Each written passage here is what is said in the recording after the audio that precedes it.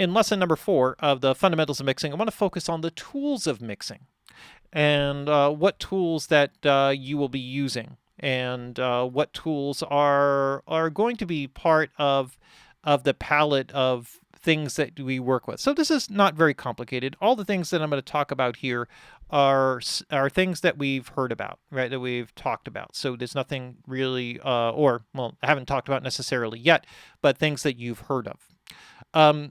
Now, when I talk about tools, we're talking about sculpting information, audio information, okay? And you have to think about it from that perspective. When you get a sound, it's imagine it's a block, and although it's shaped, or it has a certain shape, now what you're doing is you're polishing it, or you're chipping away areas that are sort of unnecessary, that kind of hide what's going on inside. So it's sort of like the you're looking at a rock, and you can actually see the images trapped inside the rock. And so now you're chiseling away all those parts of the sound that are not the image that you know is trapped inside the rock. And that's stolen from a famous sculptor. And of course, I'm butchering and not remembering who that is off the top of my head, but that's the way they work. So anyway, you get the basic aspect of that. And so we'll talk about some of the different tools. One of the tools, and we'll talk about it, how it's affects the 3D sound field, is levels. Volume is really critical. So this is number 1, is working with levels. So level is predominantly front-back information. So when we're working in the 3D sound field, we're working with things moving forward or backward. And the level control and automation is a big part of that, bringing things forward. So later on in a mix, you want to feature electric guitars more than acoustics. You raise the electrics and you pull back the acoustics, and the electrics now become more dominant, maybe in the chorus section. And when you get to the verse section, you do the opposite, so that the acoustics make the verse sound a little bit lighter and more listenable. So that's number 1. Panning is the easiest of all of them, because it's just left-right information. Perhaps where it becomes more of a difficult thing is when you start to get into width controls, right? So when we get into width, now we're talking about stereo imaging of things. So something is recorded and it comes in stereo. Well, how wide stereo is it? Many keyboards are actually big mono, or what I call big mono, where it's like most of the information is in the middle, and what you have on the sides is chorusing or reverberant information or effects information. So that's kind of like big mono. So the width is a relative thing based on the experience of what you're getting. So width control is very important. And that width control can expand outside of the speakers. So if you start to get into things where you start to pull away center information relative to the side information within that sound, then the sound will start to expand beyond the speakers, and you'll start to have phase relationship issues. Then mono summing will not be as good on those particular instruments, but it can move things out, right, for effect. Usually when you have something that is spread wider outside the speakers, you need to raise it up louder so that it doesn't fully collapse in mono. So anyway, so that's 1, right? So width information is predominantly left to right, right? So that's what we're dealing with here. The level is front or back. I'll just put back to front. So this is kind of working in that kind of direction. What we have next is equalization. All right, so equalization, all of this is relative, and it kind of works in conjunction with the levels. Remember, an EQ is level control within frequency areas. So in other words, when we equalize something, whether we subtract or we add, what we're doing is we're changing the sound and the area where its energy is focused by adding more of that particular frequency area in. So say for a kick drum, you may boost the fundamental with a sharp Q, so it sounds very focused and dense, and then filter away a little bit below it and a little bit above it, so it sounds very focused and tight. That's a technique that allows you to sculpt something so that it translates and focuses through the speakers in a more dense way, in a more focused way. Right, so that's one technique. Or you may use a shelving EQ on like a bass, which brings up the overall warmth and low-end, low-frequency content of the bass, so it sounds fuller and warmer and richer. So The EQ is a way of balancing out and controlling. Now, if you go back to the previous lesson and you notice how those frequency characteristic zones also move things front back, but they also move up and down, now what you realize is that you get an up and down characteristic, okay? That's very important, but you also get a front back characteristic. And I'm probably just, I don't have a 3D drawing board here. So in that respect, it's not left, right, it's front, back, and then up and down in terms of the frequency spectrum with equalization. And you need to be really aware of that, because if you're over boosting one frequency area and then doing the same in another area, you may be creating mixed messages from what your brain is used to hearing, and therefore all of a sudden the instrument doesn't image well. So sometimes that boost, which makes something more present, makes it not image correctly. It's trying to put the instrument in two places at once, and so it ends up somewhere smeared in the middle. You end up smearing the instrument. So we'll get into some of those aspects of that. It's very deep. It's not just as simple as like, oh, just put more frequencies on it, because you have to really listen to what that does to the imaging characteristics. Compression and expansion. I put these together because they are dynamic characteristics. Unlike an EQ, which is a static process, panning and levels, which is generally a static process unless you're talking about automation of those things or automation of equalization, they're static processes. Whereas compression and expansion is responsive to the dynamics of the original music. And that is a really critical key difference, because the way that you program it and the way that you work with it creates mostly front-back movement. Right? It creates mostly front-back movement. And what we really want with that, with any compressor or any expander, is movement. Sometimes you use a compressor to put something in a stationary place. We use expanders, particularly in gate form, to isolate something, to make it sound naked and clear. When you take away the reverberant energy or the resonant energy of a sound, it's very focused. Very, very, very focused. When you leave that ambient energy tagged onto the end of it, then all of a sudden you have environmental or space information that your brain is trying to interpret and place in that space.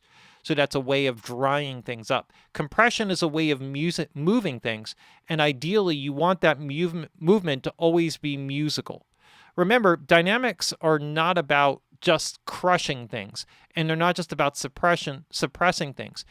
Compression needs to be musical.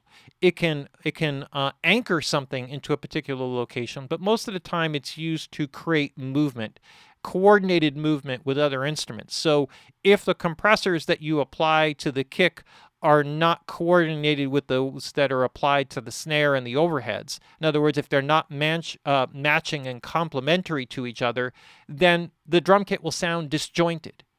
If the guitars now have compression that's completely unrelated to any of those relationships, now all of a sudden you're just sort of doing all these kind of crazy things with sounds all over the place, and you end up with a big sloppy mess. So the next thing that you end up doing is you overcompress everything so that it stays focused within an area, and then it loses all the dynamic and all the sound ends up stuck in the speakers. Happens so often. But if you can calculate the coordinated interrelationship of those attack and release characteristics, which define positioning with the attack, the start positioning with the attack, and the movement with the release, if you can set those characteristic start points and end points of each individual instrument, you can get coordinated movement between them. And once you have coordinated movement, you have this funny thing called groove and depth and separation, and now all of a sudden there's movement.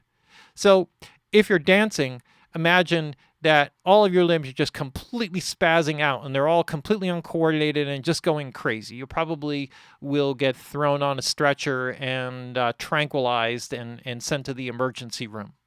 But if you coordinate the movement of your limbs and your head and your body and all of that movement, then you're dancing and you're having this experience of joy or, enjoyment from the movement. Music is exactly the same way. If it's not coordinated, if all of the elements are not working in conjunction with each other, and this goes beyond just the original performances, you're helping to enhance this movement with the compression, then you're completely lost.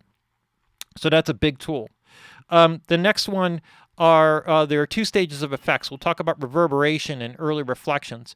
So reverb and early reflections define space. Okay, particularly early reflections, they define the size of the space, or the size of the box that you're putting the instruments in.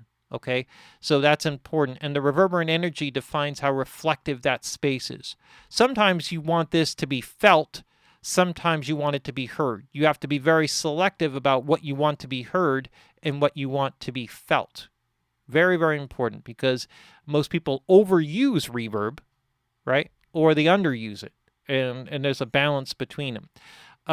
So this creates 3D characteristics that can be shaped based on the frequency characteristics, right? The shaping of the reverb time at different frequency areas also works with front back, up and down energy, right? So reverb that has a lot of high frequency air can raise something up in the speakers.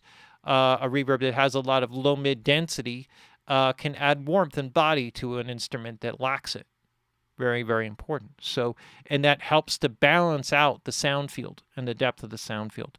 Time-based effects. Time-based effects are things like delays, echoes, and phasers and flangers and things like that. Time-based effects are used to either spread sound wider, usually chorus effects are like that. Focus sounds intensely, like phase and flange effects. Quite often they're better mono, where they really focus the sound by creating a sweeping movement like a filter, right? A lot of EDM music uses filters, which is the similar type of effect where it's just a sharp EQ with a boost, very narrow Q, and as you sweep across, you get this type of sound. Those are created out of phase effects, right? Which is a modulated, very short delay. Those effects, like on echoes, as you start to go longer in time, start to create very simple depth characteristics. So something like a tape slap can be incredibly powerful in a mix and create a huge depth field, just a simple single delay that's placed in a singular location. So the thing is you want to be economical with all the things that you do with effects so that you actually perceive them in some way, shape, or form. Very important. A variation of EQ that I want to talk about is dynamic EQ. So dynamic EQ is something that is not new. There were many ways of doing it. Used to do it having parallel chains that were heavily compressed and filtered down in frequency response to create different density characteristics. Dynamic EQs, probably the earliest simple one, are de-essers. Where it has a dynamic response. In other words, the equalization characteristics, in that case, only subtractive, right, for a de-esser, but they can also be additive, will respond to the music. And what this does is it allows a certain equalization to be applied only when appropriate. So if you just sort of statically apply a lot of low end to a kick drum, it actually will create a lot of mud and muck that will create problems in the mix. But if you have a dynamic EQ that only applies that low frequency equalization when the kick drum actually hits, then you can control the definition of that. And that's very powerful, especially when you think about the frequencies in terms of up, down, and front, back. Which frequency areas are you boosting and how are they dynamically moving? So you could see how this puzzle starts to open up a bit. And dynamic EQs are a very powerful tool, and also can be extremely destructive. Same with multi-band compressors. So I guess I could put dynamic EQ and multi-band compression, or multi-band dynamics, because that's basically the same thing. Dynamic movement with attack and release time controls that work within frequency bands, limited frequency bands. One of the most important ones is harmonic distortion. And harmonic distortion is a very, very, very powerful way of creating density characteristics that are pleasing to listen to. Interestingly, very little, almost no sound that we ever hear is clean and undistorted. It just doesn't happen. As soon as sound travels in a space, it's distorted by the heat that's generated of molecules, air molecules bouncing off each other. It's distorted by the shape of the room, how reflective the room is, what frequencies absorbed, how much stuff do you have in the room. everything is a distortion. And our brain is very used to understanding distortions and finding patterns within that distortion that are actually pleasing. Interestingly, a very cool study that I heard about when Neumann was creating, or maybe it was Telefunken, was creating microphones, and early ones were created primarily for radio broadcast during war. So the audibility and intelligibility of the voice transmissions had to be incredibly, impeccably clear. When they initially started making microphones, they made them crystal clear and clean.